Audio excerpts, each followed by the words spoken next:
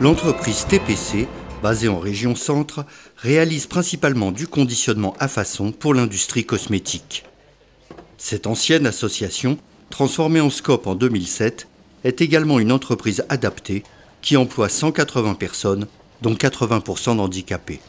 Forte d'une situation économique saine et d'une solide trésorerie, et pour pallier les risques inhérents au désengagement de l'État dans le secteur des entreprises adaptées, le conseil d'administration a décidé de procéder à une opération de croissance externe.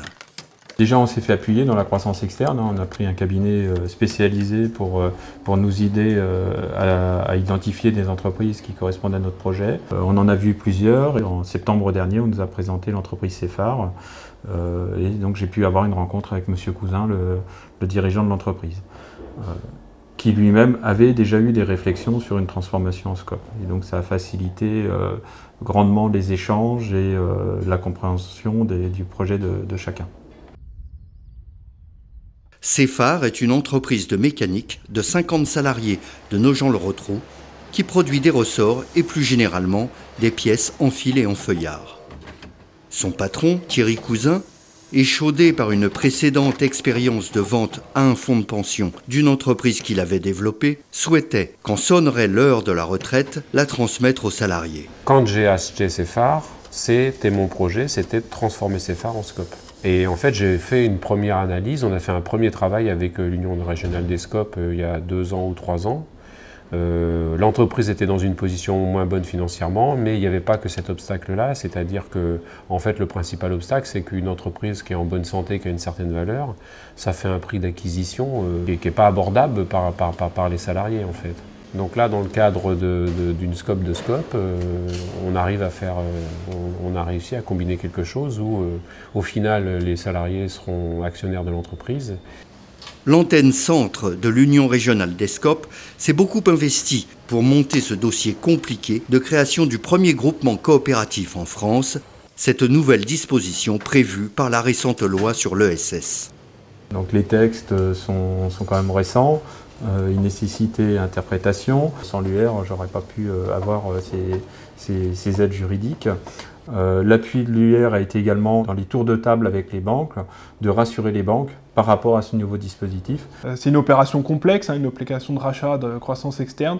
Donc il a fallu vraiment beaucoup de pédagogie sur l'opération, le montage financier, le montage juridique. Et effectivement, ils ont pu être effrayés sur mais finalement, qu'est-ce que va nous rapporter une telle opération et pourquoi dans notre stratégie industrielle nous impose ou nous incite à réaliser une opération de croissance externe. Mais petit à petit, par pédagogie, les choses se sont bien réalisées. Le montage de l'opération se fera en 3 temps. Tout d'abord, le rachat par TPC de la société Cefar à Thierry Cousin. Ensuite, la transformation de Cefar en Scope. Et enfin, l'adhésion des Scopes TPC et Cefar au groupement coopératif Calis. Il restait à convaincre l'Assemblée générale des sociétaires de TPC d'investir une somme conséquente dans le rachat de Cefar et de constituer le groupement Calis qui chapeautera les Scopes TPC et Cefar. Ces points étaient donc à l'ordre du jour de l'AG extraordinaire qui s'est déroulé le 28 avril dernier. Dans les conseils d'administration qu'il y a eu vraiment des débats. On n'a pas dit oui tout de suite.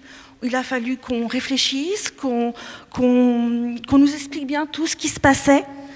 Pour cela, on a eu notre expert comptable, le commissaire aux comptes, le délégué des Scopes. C'est vraiment une décision qui a été importante pour nous à prendre, qu'il l'est pour vous aussi. Nous, en tant qu'employés, qu'est-ce qu'on y regagne de plus ? Nous, en tant que salariés de TPC, on n'y gagne rien directement. Si on avait voulu y gagner quelque chose, ce qu'il aurait fallu faire, c'était une fusion.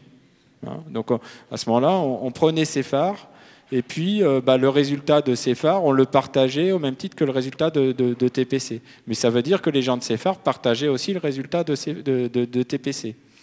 Et là, c'est un pari que moi, je ne sais pas prendre. Là où il y a une consolidation plus importante, je l'ai dit tout à l'heure, c'est qu'à terme, on va récupérer le loyer. Et ça, le loyer, ça va améliorer notre trésorerie. Ça marche ? D'accord, merci. Qui est pour ? L'esprit de la reprise de CFAR est bien un esprit de prise d'autonomie de l'entreprise par ses salariés, et les compétences non pas nécessairement à venir de l'extérieur, mais les compétences sont bien et ont bien été identifiées au sein de CFAR même. Donc il faut simplement savoir les révéler pour que CFAR continue son développement propre. Un mois plus tard, c'est donc au tour des 33 nouveaux salariés associés de CFAR de décider d'entrer dans le groupement Calis et d'élire les membres de leur premier conseil d'administration. L'étape d'après, alors c'est vrai qu'aujourd'hui, donc l'Assemblée Générale de Transformation, donc quand même une grande étape déjà où l'entreprise devient Scope et le groupement se crée aujourd'hui. Et ensuite, il va falloir faire vivre CFAR Scope et puis appuyer ce groupement Scope dans son développement. Et aussi procéder, mais comme on le fait habituellement, à la formation du nouveau conseil d'administration de CFAR.